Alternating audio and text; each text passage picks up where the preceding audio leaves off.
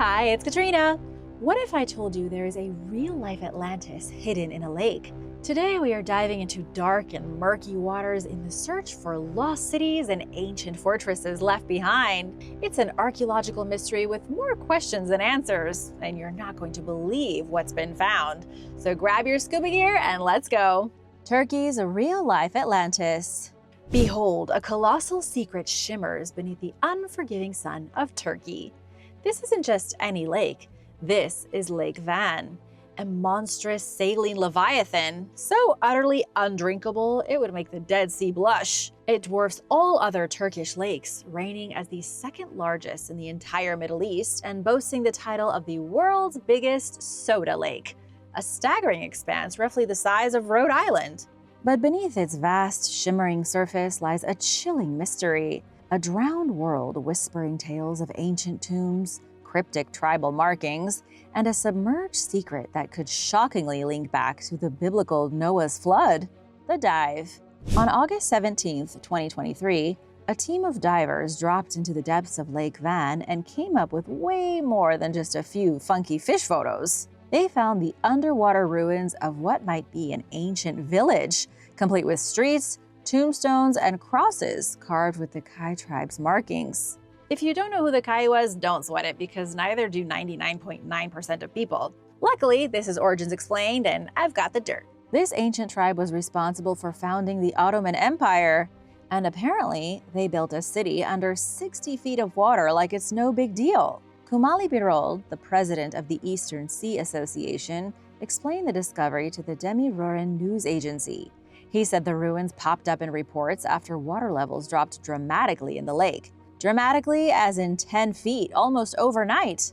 Divers found a huge area between the Tadvan and Alat districts littered with what looked like a whole buried community. It's definitely not what you'd expect to find in Turkey's version of a soda pool. By the way, a soda pool just means the lake is filled with carbonated water.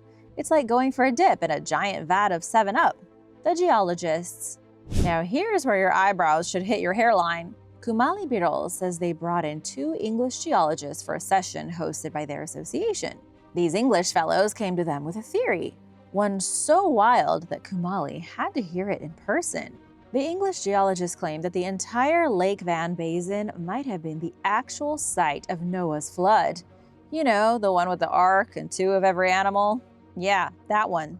Apparently, the ruins could help prove that a global flood started in Turkey, right here at Lake Van, and it flooded the epic city that the Kai built. That is, assuming they built it and not some other, far more ancient civilization. The fortress.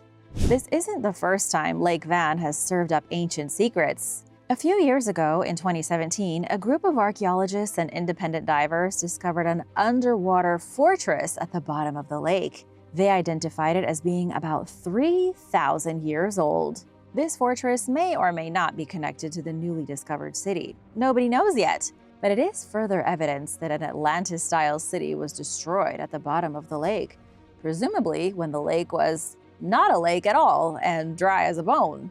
Who built the fortress? No idea. The age of this newly discovered city? Still unknown. Are the two connected? What do you think? There's a giant salty lake, a mysterious sunken village at its bottom, ancient tombs with tribal carvings, an underwater fortress, potential proof of Noah's flood, and no one has any idea what is actually going on yet.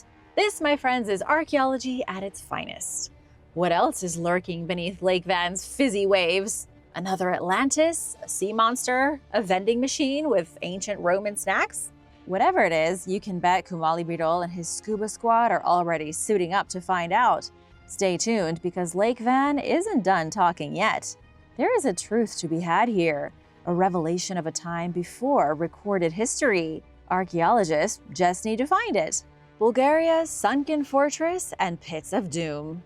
Let's take a trip, friends. Where? How about to a place called Snake Island, where archaeologists found a sunken fortress, ancient sacrificial pits, a hidden monastery, and a possible traffic stop on the ancient road to Constantinople.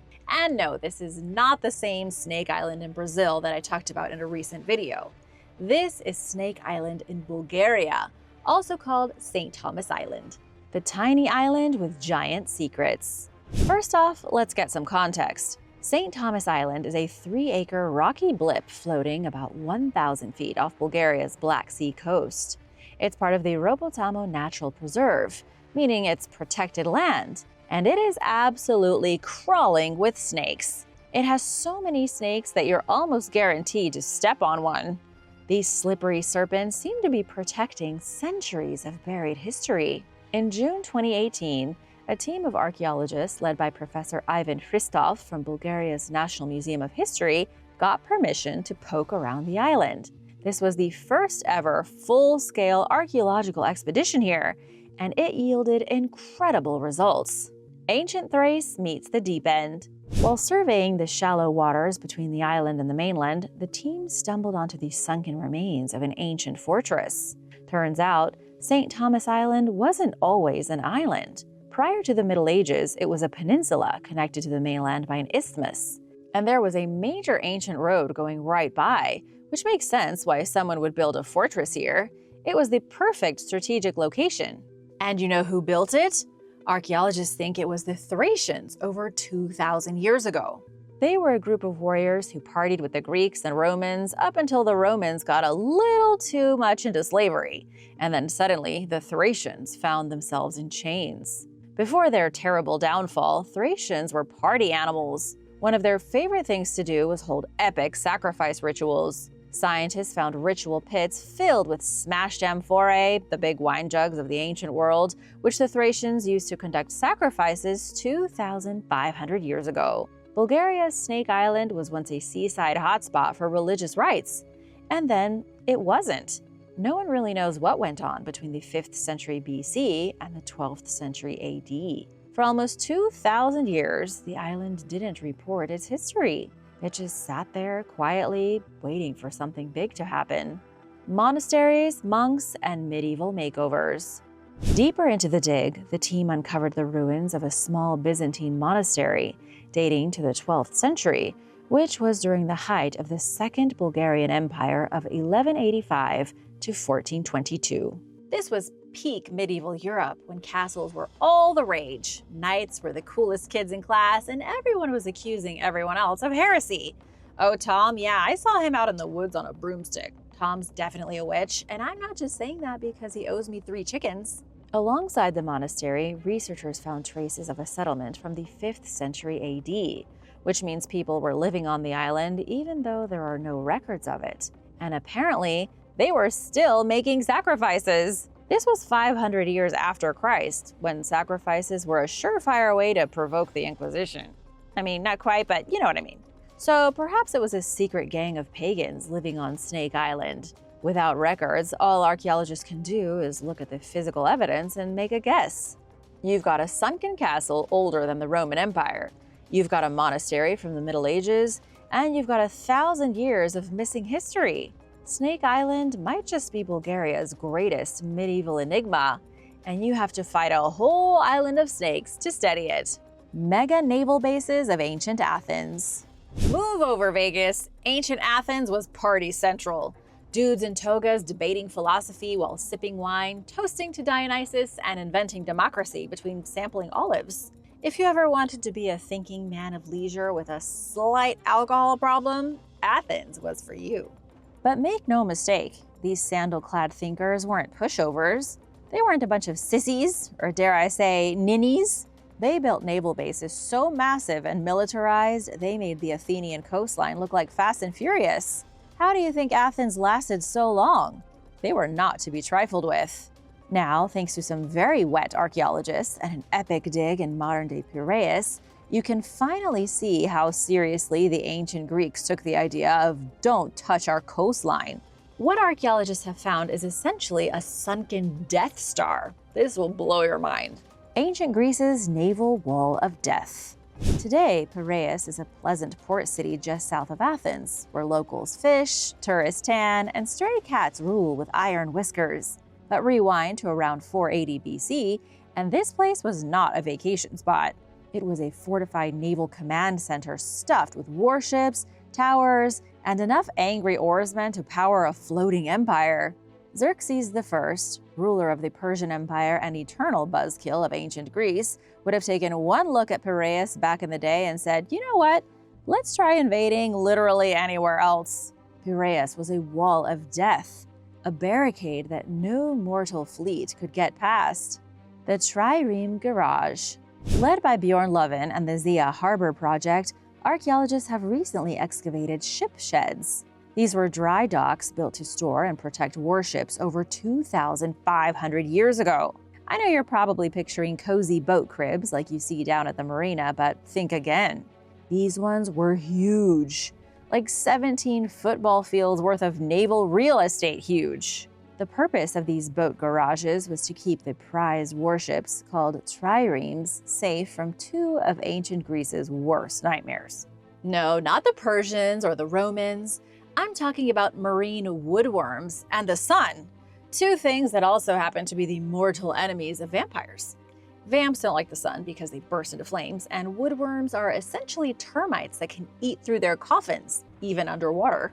The Greeks hated woodworms because they ate through their ships, while the hot sun dried out their ships' wooden hulls and turned their elite war machines into floating taco shells. Triremes were the Formula One cars of the ancient sea, fast, agile, and manned by around 200 highly excitable Athenians, all rowing in unison and screaming things like "For democracy!" while crashing into enemy ships at ramming speed. Loven's team dated the sheds to around 520 BC, which means the ships stored here likely fought at the Battle of Salamis, one of the most important battles in human history. It was the small democratic Athenian army against the massive Persian navy, and Athens won. The battle that changed the world. If anything you're about to hear sounds familiar, it's probably because you watched the 300 movies with Gerard Butler, Eva Green, and the angry lady from Game of Thrones. In 480 BC, the Persian Empire, led by Xerxes I, rolled into Greek territory with 1,000 ships, tens of thousands of soldiers, and a lot of really questionable haircuts. But Themistocles, Athenian general and expert in how to beat a giant army with clever tricks, had been preparing for this for a decade. After the first Persian invasion was turned away at Marathon in 490 BC, 300 was the prologue to Marathon, Themistocles convinced Athens to go navy crazy, building 200 new triremes and fortifying the Piraeus harbors like Fort Knox got a Greek mythology upgrade. The harbor gates were made into fortified towers with big doors that said no Persians allowed, while the coastline was lined with fortifications ready to yeet flaming arrows at intruders.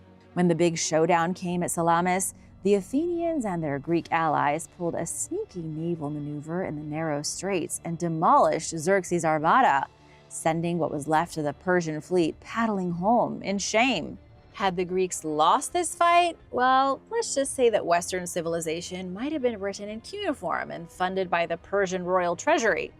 That's how big a deal this battle was. It was democracy and good versus tyrannical rule. Democracy won, and the Greeks paved the way for all modern democracies of today. How naval battles fueled democracy. There's another twist. According to Bjorn Loven, this wasn't just a military victory for the Greeks, it was a social revolution on the water. Rowing a trireme required muscle and rhythm, not noble bloodlines. That meant that all social classes fought side by side, from aristocrats to farmers to that one guy who sells figs at the market. I'm telling you this because the social classes jammed into the same warships created a sense of unity that Loven believes became the backbone of Athenian democracy. You must remember that Athenian democracy wasn't just a political system. It was a city-state powered by citizens who had literally bled, sweat, and swam together to defend their home. When the people of a nation, be it a country the size of the US or the small city-state of Athens, are unified, nothing can stop them. But when people are divided, they are at their absolute weakest. And nothing builds trust like dodging Persian arrows in a wooden boat. How did it all end? As you know already, Athens did not remain the unstoppable sea power forever. Otherwise, these coastal fortresses wouldn't have been found sunken at the bottom of the Mediterranean. Nothing, not even Greek unity, can hold an empire together for all of time. Like the Matrix taught us, everything that has a beginning has an end. In 404 BC, Sparta, Athens' hyper-violent neighbors with six-packs and spears, swooped in to end the Peloponnesian War. They defeated Athens, stormed Piraeus, and tore down the naval fortifications like angry neighbors, shutting down the loudest boat party in history. And then, 2,400 years later, the ruins of these monumental shipyards have been found. But this discovery isn't just about ruins and rotted timber, nor is it about sunken fortresses. It's a reminder that Athens was once the beating heart of civilization. They earned their place in history through blood, sweat, and boats.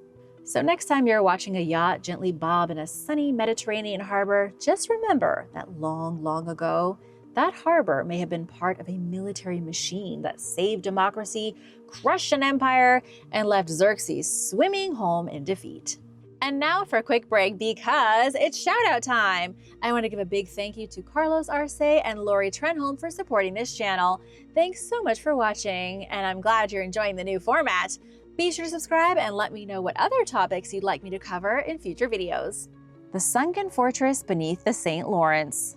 Right now, somewhere out there, people are cruising over the Ogdensburg-Prescott Bridge, probably listening to the radio, sipping some coffee, and completely unaware that just beneath their tires lies the ghost of a sunken 18th century fortress. It's the site of a brutal colonial showdown, and the commuters driving over it don't even know it exists. Oh yeah, and there might be a whole treasure chest full of lost French gold. This is Chimney Island, the most unassuming brush-covered speck in the St. Lawrence River, about 3 miles downriver from Ogdensburg, New York. It's tiny, overgrown, and looks like the kind of place you'd expect to find a few ducks and some poison ivy. But back in the day, this island was an all-out war zone with a pinch of pirate legend. A fortress built and bombed. The story takes us to 1759, to the height of the French and Indian War. The French were getting nervous. Their post at Fort La Présentation in present-day Ogdensburg was looking flimsy in the face of British aggression. So they built a bigger, badder, cannon-filled stronghold called Fort Lévis on what was then a larger island called Isle Royale. The key takeaway here is that the French had a fortress full of cannons on an island in the St. Lawrence River. The French fort had wooden walls, a moat, ramparts, and enough firepower to make a British admiral break a sweat. The man in charge was Pierre Pouchot, a French commander with the kind of grit you'd expect from someone defending a floating fortress with garden tools and guts, which was more or less the situation. Then came the Battle of the Thousand Islands on August 19, 1760. British General Geoffrey Amherst showed up with 2 warships and a third that he stole from the French. Pouchot, wildly outgunned, held out for a full week inside his island stronghold. It was 1 week of cannon fire, chaos, and hardcore fort defense on a sliver of land in the river. Not exactly the best vacation. In the end, the French were defeated and the Brits won. Fort Lévis was taken over, renamed Fort William Augustus, and Amherst marched on to join the British siege of Montreal. Historians call this one of the last major clashes in the region, and one of the defining battles that defined America. From fortress to fish habitat. So what do you suppose happened to the fort? I'll tell you now, nothing good. In the 1950s, engineers working on the St. Lawrence Seaway figured the old battleground wasn't part of their riverside aesthetic. They dredged and bulldozed what was left of the island and the fort. Then in 1959, as the Seaway's floodwaters rose, most of the island and all of the fort disappeared underwater, leaving only today's little green bump, known as Chimney Island. The fortress is down there somewhere in the waters near the island, but it's totally destroyed. The treasure. Oh yeah, and let's not forget the treasure. According to a 2014 Watertown Daily Times article, a legend began to swirl like river mist shortly after the Battle of the Thousand Islands. Supposedly, just before the British stormed Fort Lévis, Pouchot received a French military payroll shipment. The shipment was nothing but gold. Tons and tons of gold to pay the French soldiers. Realizing he was about to get steamrolled by Amherst's navy, Pouchot allegedly buried the treasure somewhere on the island to keep it out of British hands. Very noble, very dramatic, very Pirates of the Caribbean. Now here's where the plot thickens. Decades later, a man claiming to be Pao Shou's descendant came all the way from France to Ogdensburg, hired a boat, and set off for Chimney Island. Legend has it he found the treasure, presumably using some clues that only Pao Shou's family had access to. On his way back to shore, his boat capsized. Clinging to the heavy chest of gold like a French golem clinging to an oversized ring, the man refused to let go. He and the treasure sank into the St. Lawrence, lost forever to the cold, muddy bottom. If you're the kind of person who believes in long-lost treasure hunts, family curses, and gold-hungry ghosts, Chimney Island might just be your next obsession. Because if the legends are even kind of true, somewhere near its shores is enough money for you to buy your own island. Sunken gods and underwater bling. A lost city rising again. Off the coast of modern-day Egypt, beneath the rolling surf of the Bay of Abu Qir, archaeologists hit the jackpot. What was once considered a myth, a whispered tale of an ancient metropolis swallowed by the sea, has finally been proven real. Experts have uncovered a sunken Egyptian temple filled with gold, ritual relics, and ancient secrets. It's not just a temple, it's a sanctuary, a fortress, and a flooded marvel. And it's part of a much larger city that was pulled into the depths by angry gods more than 2,000 years ago. Welcome to Tonis Heraklion, the drowned jewel of the ancient Mediterranean. Once a bustling port city with divine connections, diplomatic deals, and enough riches to fill a pharaoh's personal treasury, this place pulled a full vanishing act. And now it's slowly rising from the sea, one treasure at a time. The sunken star of the Nile Delta. It was called Thonis to the Egyptians and Heraklion to the Greeks, and that's why we call it Thonis Heraklion today, with a hyphen. It was the king of ancient port cities, rich, powerful, and divinely endorsed. Sitting at the mouth of the Nile's canopic branch, it served as Egypt's gateway to the Mediterranean. It was from this city that goods flowed out of Egypt, and where many goods from foreign lands flowed into Egypt. It was also where pharaohs went to receive divine approval from Amun, the top dog in the ancient Egyptian god squad. Amun's temple was so sacred, it was like a spiritual DMV where kings got their license to rule the world. Then, around the mid-2nd century BC, Mother Nature threw an epic tantrum. A massive earthquake and subsequent tidal wave wrecked the city's foundations. The land beneath the temple began to liquefy like bubbling jelly. Before long, the entire city was swallowed by the sea. One minute, royal rituals and perfumes. The next, nothing but wet rubble. For centuries, Thonis Heraklion remained lost to the waves until the 21st century, when in came legendary underwater archaeologist Frank Gaudio and his team from the European Institute for Underwater Archaeology. They started casually poking around the canal off Egypt's coast when out of the grimy murk appeared the ruins of this majestic city. Treasures and temples. The team has been studying the sunken metropolis for years,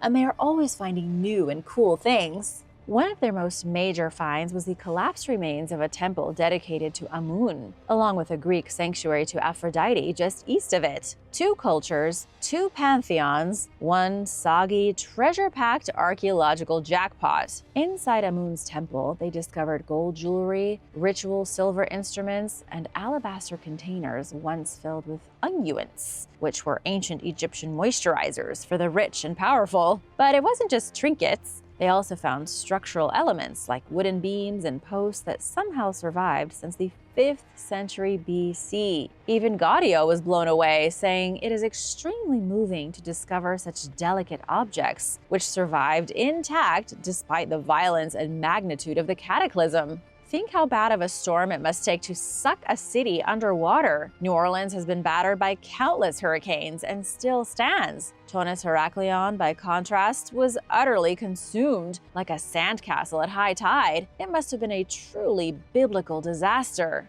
Meanwhile, in the Aphrodite Lounge. Now let's hop over to the east side of the ruins where Greek immigrants had their own divine digs. The Egyptians had their temple to Amun. The Greeks had a sanctuary to Aphrodite, goddess of love, beauty, and apparently underwater archaeology. The team found all kinds of cool objects, like imported bronze and ceramic offerings, weapons, and everyday objects left behind by Greek mercenaries who may have once guarded the city gates. Archaeologists think that based on the Greek weapons and Greek temple, that mercenaries from Greece were hired by the Egyptians to help protect the city. But I don't care how many mercenaries you have, they can't fight a tsunami. The city that went to sleep. What makes all these discoveries even more amazing is that for many centuries, Tonis Heraklion was completely forgotten. Seriously, it was dismissed as a myth, like a Mediterranean Bigfoot. Even modern scientists assumed it was no more real than Atlantis. And then, in the early 2000s, Gaudio's team located the site about 4 miles off Egypt's coast.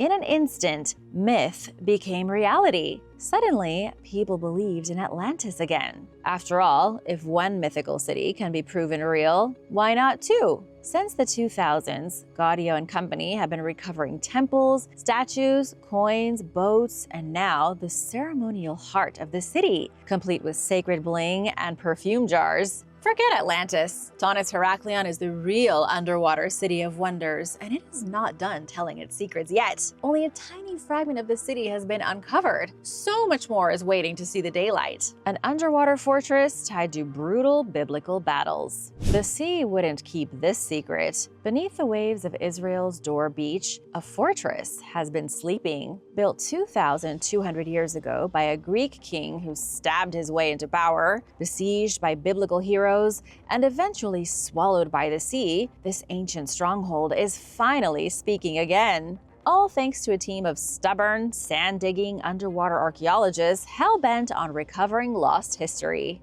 To set the scene geographically, Tel Dor sits on Israel's southern Levantine coast, just south of Haifa. It's a stunning little stretch of Mediterranean shoreline with turquoise waters, natural harbors, and, for the last few millennia, a whole lot of murder. Sure, it's a nice place to show off your new swimsuit, but its sands are also drenched in the blood of empires. The Phoenicians, Hebrews, Romans, and Byzantines all fought over this little stretch of beach. Nearly every ancient power wanted a piece of Dor. Why? Because it had a killer harbor and sat on vital trade routes. In the ancient days, controlling trade routes and harbors was everything. Not to mention having a gorgeous view of the sea didn't hurt. Holy Hellenistic fortress. In 2019, professors from several universities from Israel and California went full Aquaman on Tel Dor's bay. With shifting sands, underwater currents, and tons of sediment, marine archaeology isn't for the faint of heart or the impatient. It took a ton of work,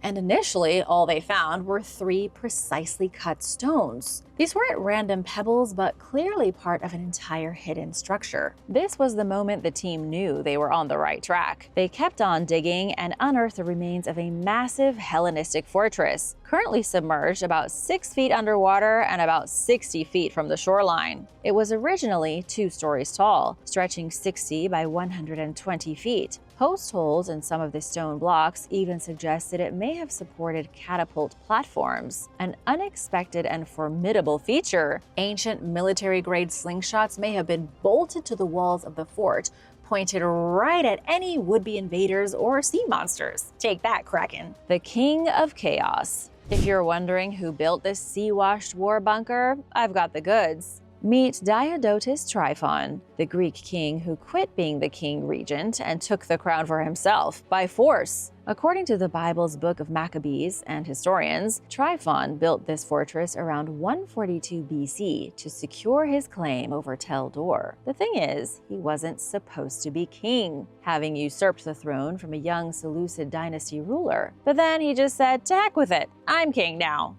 To protect his claim, he had to have a stronghold from which to defend the city of Tel Dor, because this dude had oodles of rivals. The other Seleucid kings, like Jonathan Aphis, wanted him out of the picture, and that meant war. Tryphon used Tel Dor as a base of operations and fortified the place like he was prepping for the purge. The underwater walls recently discovered were part of the outer defensive system, while more remains on land mark the inner defenses. And here's the military genius behind it all. The space between those 2 walls was a kill zone. That's where invading armies would get trapped and turned into pincushions by archers and catapults from above. Brutal? Yes.